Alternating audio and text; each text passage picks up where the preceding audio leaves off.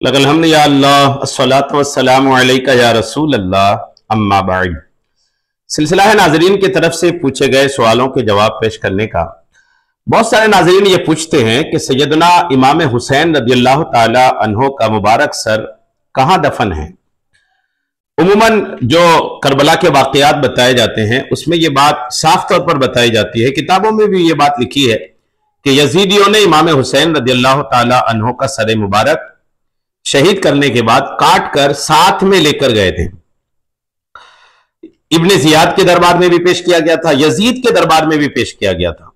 اب سیدنا امام حسین رضی اللہ تعالیٰ عنہ کا مبارک جسم یہ تو کربلا کے میدان میں رہ گیا، یزیدیوں نے سر مبارک کاٹ کر لے گئے۔ اب وہ سر کہاں دفن کیا انہوں نے؟ سر انور کو دفن کہاں کیا گیا؟ یہ بہت بڑا سوال ہے اور اس پر تحقیقات علماء نے کی ہیں۔ ساری تحقیقات میں آج آپ کو پیش کرتا ہوں، اول تاخیر سن لیجئے، حوالات کے ساتھ ایک ایک بات میں پیش کر رہا ہوں۔ جو باتیں اب تک کہی گئی ہیں اس ٹاپک پر اور جو دلائل پیش کیے گئے ہیں وہ سب میں انشاءاللہ آپ کو اس بیان میں پیش کرتا ہوں۔ امام علی مقام حضرت سیدنا امام حسین رضی اللہ تعالی عنہ کے سر انور کے مدفن یعنی دفن ہونے کی جگہ کے بارے میں محققین مورخین کا اختلاف ہے۔ طبقات ابن سعد بہت مستند کتاب ہے، اس میں ہے کہ امام عالی مقام سیدنا امام حسین رضی اللہ تعالی عنہ کے سر انور کو جنت البقیع شریف میں حضرت سیدتنا فاطمۃ الزہرا رضی اللہ تعالی عنہا کے پہلو یعنی سائیڈ میں دفن کر دیا گیا۔ یہ طبقات ابن سعد میں ہے، طبقات ابن سعد جلد 5 صفحہ 184۔ یہ تو طبقات ابن سعد کی بات ہوئی۔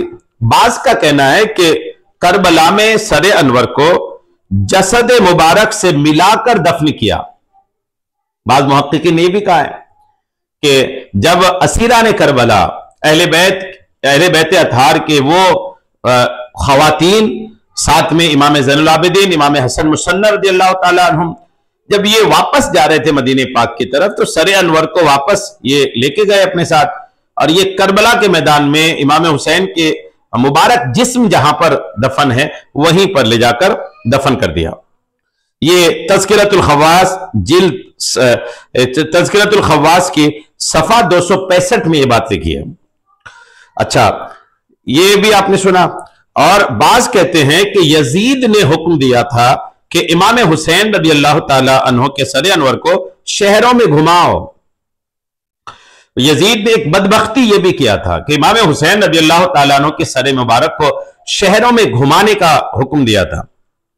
پھرانے والے یہ سر کو گھمانے والے مبارک سر انور کو گھمانے والے جب اسقلان پہنچے تو وہاں کے امیر نے ان سے سر مبارک لے کر دفن کر دیا اسقلان میں۔ بعض کہتے ہیں کہ جب اسقلان پر فرنگیوں یعنی یورپیوں کا غلبہ ہوا تو طلائع بن رزیق جس کو صالح کہتے ہیں انہوں نے 30,000 دینار دے کر فرنگیوں سے سر انور لینے کی اجازت حاصل کی، اور ماں فوج و خدام ننگے پاؤں وہاں سے 8 جمادی الاخر 548 ہجری بروز اتوار مصر میں لایا، اسقلان سے مصر میں لایا۔ اس وقت بھی سر انور کا خون تازہ تھا۔ اسقلان سے جب سر انور لے کر آ رہے تھے، جب نکالا وہاں سے تو سر انور سے اس وقت بھی خون کے قطرات ٹپک رہے تھے، اور اس خون سے مشک کی خوشبو آ رہی تھی۔ پھر اس نے سبز حریر یعنی ہرے رنگ کے ریشم کی تھیلی میں آبنوسی کرسی پر رکھ کر اس کے ہم وزن مشک و عنبر اور خوشبو اس کے نیچے اور آس پاس رکھوا کر اس پر مشہد حسینی بنوایا۔ ماشاءاللہ، یعنی انہوں نے سر مبارک کو دفن نہیں کرایا، اوپر ہی رکھا اور اس کے اوپر مشہد بنوایا۔ یہ الحمدللہ کمال ہے ان کا، مشہد بنوایا۔ یہ جو روایت بتا رہی ہے انہوں نے دفن کرنے کا تذکرہ نہیں کیا بلکہ ایک کرسی پر رکھا، اور کرسی پر رکھ کر اس کے ہم وزن مشک و عنبر اور خوشبو اس کے نیچے اور آس پاس رکھوا کر اس پر مشہد بنوایا جو قاہرہ مصر میں خان خلیلی کے قریب مشہور ہے۔ نور الابصار کے صفحہ 148 اور 149 میں یہ بات لکھی ہے۔ البتہ یہ جو کہا گیا ہے کہ سر مبارک اسکلان یا قاہرہ میں دفن ہے، علامہ قرطبی رحمت اللہ تعالی علیہ وغیرہ نے اس کا انکار کیا ہے۔ علامہ قرطبی فرماتے یہ صحیح نہیں ہے۔ علامہ قرطبی کی یہ بات ہے التذکرہ باحوال الموتى و امور الاخرہ صفحہ 533 میں علامہ قرطبی کی یہ بات لکھی ہے۔ حضرت سیدنا شیخ عبد الفتاح بن ابو بکر بن احمد شافعی خلوتی رحمت اللہ تعالی علیہ اپنے رسالے نور العین میں نقل فرماتے ہیں شیخ الاسلام شمس الدین لقانی قدس سرہ ربانی جو کہ اپنے وقت کے شیخ الشیوخ مالکیہ تھے، ہمیشہ قاہرہ مصر میں خان خلیلی کے قریب مشہد مبارک میں سر انور کی زیارت کو حاضر ہوتے اور فرماتے کہ حضرت امام عالی مقام رضی اللہ تعالی عنہ کا سر مبارک اسی مقام پر ہے، یعنی مصر کے مشہد مبارک میں۔ یہ بات بھی جو انہوں نے لکھی ہے نا، یہ بات بھی انہوں نے جو لکھی یہ نور الابصار صفحہ 148 اور 49 میں ہی لکھی ہوئی ہے۔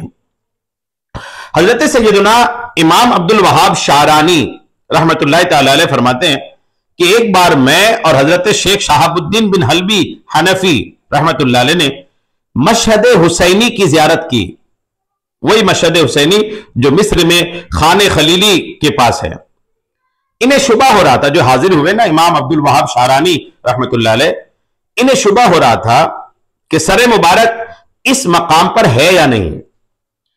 یہ کہتے ہیں اچانک مجھے نیند آ گئی، میں نے خواب میں دیکھا کہ ایک شخص بصورت نقیب سر مبارک کے پاس سے نکلا اور حضور اکرم نور مجسم صلی اللہ تعالی علیہ وسلم کے حجرہ مبارکہ میں حاضر ہوا اور عرض کی یا رسول اللہ صلی اللہ تعالی علیہ وسلم، احمد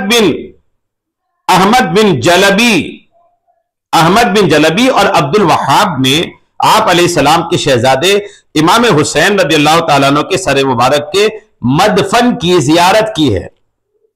آپ علیہ السلام نے فرمایا اللہم تقبل منہما واغفر لہما، اے اللہ ان دونوں کی زیارت کو قبول فرما اور ان دونوں کو بخش دے۔ اس دن سے حضرت شیخ شہاب الدین حنفی رحمت اللہ علیہ نے مرتے دم تک سر مکرم کے مدفن کی زیارت نہیں چھوڑی، اور یہ فرمایا کرتے تھے کہ مجھے یقین ہو گیا کہ حضرت امام عالی مقام رضی اللہ تعالیٰ عنہ کا سر انور یہیں یعنی قاہرہ مصر میں خان خلیلی کے قریب تشریف فرما ہے۔ لطائف المنن صفحہ نمبر 378 میں یہ بات لکھی ہے۔ یہ بھی مصر کے قاہرہ ہی کی بات ہوئی۔ حضرت سیدنا شیخ ابو الحسن تمار رحمت اللہ تعالی علیہ سر انور کی زیارت کے لیے جب مشہد مبارک کے پاس حاضر ہوتے تو عرض کرتے السلام علیکم، اور سر انور سے اس کا جواب سنتے وعلیکم السلام یا ابو الحسن۔ یہ آپ کا معمول تھا، آپ جاتے سلام کرتے جواب پاتے واپس آتے۔ ایک دن آپ گئے سلام کیے، سلام کا جواب نہیں آیا، حیران ہوئے اور زیارت کر کے واپس آ گئے۔ دوسرے روز پھر حاضر ہو کر سلام کیا تو جواب پایا، ایک دن سلام کا جواب نہیں آیا تو آ گئے واپس۔ دوسرے دن گئے سلام کیا تو جواب آیا۔ جواب آیا تو ساتھ میں ایک سوال بھی شامل کر لیا، عرض کی یا سیدی کل بھی سلام کیا تھا، جواب سے مشرف نہیں ہوا، جواب نہیں مل پایا، کیا وجہ تھی؟ سر مقدس سے جواب آیا اے ابو الحسن، کل جس وقت تم نے سلام کیا تھا کل اس وقت میں اپنے نانا جان رحمت عالمیان صلی اللہ تعالی علیہ وسلم سے باتوں میں مشغول تھا۔ سبحان اللہ، نبی کریم علیہ السلام کے ساتھ باتوں میں مشغول تھا، اس لیے تمہیں جواب نہیں دیا۔ یہ نور الابصار کے صفحہ 148 میں بات لکھی ہے۔ کوئی بات یہ سوچے، کوئی اگر یہ سوچ رہا ہو کہ امام حسین نے بات کر رہے تھے جواب نہیں دیا، جبکہ شریعت یہ ہے کہ سلام کرے تو جواب دینا واجب ہے، تو اگر کسی کو شیطان یہ وسوسہ ڈال رہا ہو نا تو انہیں یاد رہنا چاہیے کہ امام حسین رضی اللہ تعالیٰ عنہ کا انتقال ہو چکا تھا، آپ شہید ہو چکے تھے، تب کے بعد کی بات ہے یہ. اور دنیا سے انتقال کرنے کے بعد، پردہ کرنے کے بعد، شہید ہونے کے بعد یا مرنے کے بعد آدمی پر شریعت کے احکام لاگو نہیں ہوتے ہیں. امام حسین پر سلام کا جواب دینا واجب نہیں ہے، وہ تو کرم فرما رہے تھے اپنے عاشقوں پر کہ جواب عطا فرما رہے تھے، ورنہ ان پر جواب دینا واجب نہیں ہے. الحمدللہ. شیخ کریم الدین خلوتی رحمت اللہ تعالی علیہ فرماتے ہیں کہ میں نے رسول کریم علیہ السلام کی اجازت سے اس مقام کی زیارت کی ہے. سبحان اللہ. یہ بھی نور الابصار کے صفحہ 149 میں لکھا ہے. منقول ہے کہ مصر کے سلطان ملک ناصر کو ایک شخص کے متعلق اطلاع دی گئی کہ یہ شخص جانتا ہے کہ اس محل میں خزانہ کہاں دفن ہے مگر بتاتا نہیں. سلطان نے اگلوانے کے لیے اس کی تعذیب یعنی اس کو سزا دیا، اسے اذیت دینے، اسے تکلیف میں ڈالنے کا حکم دیا. جو سزا دیتا تھا، جو تکلیف دیتا تھا، اس نے اس کو پکڑا اور اس کے سر پر خنافس کیا ہے، گبریلے لگائے اور اس پر کرمز یعنی ایک طرح کے ریشم کے کیڑے ڈال کر کپڑا باندھ دیا. یہ وہ خوفناک اذیت و عقوبت اور تکلیف ہے کہ اس کو ایک منٹ بھی انسان برداشت نہیں کر سکتا. اس کا دماغ پھٹنے لگتا ہے اور وہ فوراً راز اگل دیتا ہے. اگر نہ بتائے تو کچھ ہی دیر کے بعد تڑپ تڑپ کر مر جاتا ہے. یہ سزا اس شخص کو کئی مرتبہ دی گئی مگر اس کو کچھ بھی اثر نہ ہوا، بلکہ ہر مرتبہ خنافس مر جاتے تھے، وہ کیڑے ہی مر جاتے تھے. لوگوں نے اس کا سبب پوچھا تو وہ جن کو سزا دی جا رہی تھی اس نے جواب دیا کہ جب حضرت امام علی مقام سیدنا امام حسین رضی اللہ تعالی عنہ کا سر مبارک یہاں مصر میں تشریف لایا تھا، الحمدللہ عز و جل میں نے اس کو عقیدت سے اپنے سر پر اٹھایا تھا. یہ اسی کی برکت اور کرامت ہے. سبحان اللہ. یہ بھی الحمدللہ شام کربلا صفحہ 248 میں یہ بات لکھی ہے. اب آپ سمجھے کہ یہ ساری باتیں جو ہے نا یہ بات بتا رہی ہے کہ امام حسین رضی اللہ تعالی عنہ کا جو سر مبارک ہے وہ مصر کے قاہرہ میں ہیں. اور ایک روایت یہ بھی ہے کہ سر انور یزید پلید کے خزانہ ہی میں رہا. جب بنو امیہ کے بادشاہ سلیمان بن عبد الملک کا دور حکومت آیا اور ان کو معلوم ہوا تو انہوں نے سر انور کی زیارت کی سعادت حاصل کی. اس وقت سر انور کی مبارک ہڈیاں سفید چاندی کی طرح چمک رہی تھی. انہوں نے خوشبو لگائی اور کفن دے کر مسلمانوں کے قبرستان میں دفن کرا دیا. شام کربلا صفحہ 249، ابن عساکر جلد 69 صفحہ 161 میں یہ بات لکھی ہے. یہ ساری باتیں جو ہے نا یہ الگ الگ بتا رہی ہے کہ امام حسین رضی اللہ تعالی عنہ کا سر مبارک کہاں ہے. حضرت علامہ ابن حجر حیتمی مکی رحمت اللہ تعالی علیہ روایت کرتے ہیں کہ سلیمان بن عبد الملک جناب رسالت مآب صلی اللہ تعالی علیہ وسلم کی زیارت سے خواب میں مشرف ہوئے. دیکھا کہ شہنشاہ رسالت صلی اللہ تعالی علیہ وسلم ان کے ساتھ لطف و کرم فرما رہے ہیں. خواب دیکھا. صبح انہوں نے حضرت سیدنا حسن بصری رحمت اللہ تعالی علیہ سے اس خواب کی تعبیر پوچھی. انہوں نے فرمایا شاید آپ نے آل رسول کے ساتھ کوئی بھلائی کی ہے. عرض کی جی ہاں، میں نے حضرت سیدنا امام علی مقام امام حسین رضی اللہ تعالیٰ عنہ کے مبارک سر کو یزید کے خزانے میں پایا تو اسے کفن دے کر اپنے رفقا کے ساتھ اس پر نماز پڑھ کر اس کو دفن کیا ہے. حضرت سیدنا امام حسن بصری رحمت اللہ تعالی علیہ نے فرمایا آپ کا یہی عمل سرکار مدینہ صلی اللہ تعالی علیہ وسلم کی خوشی کا سبب ہوا ہے. السوائق المحرقہ صفحہ 199 میں یہ بات لکھی ہے. اچھا، یہ الگ الگ باتیں کیسے آ گئی؟ قاہرہ مصر کی بات آ گئی، یزید کے خزانے کی بات آ گئی، مدینہ پاک کی بھی باتیں آ گئی. یہ الگ الگ باتیں کیسے آ گئی؟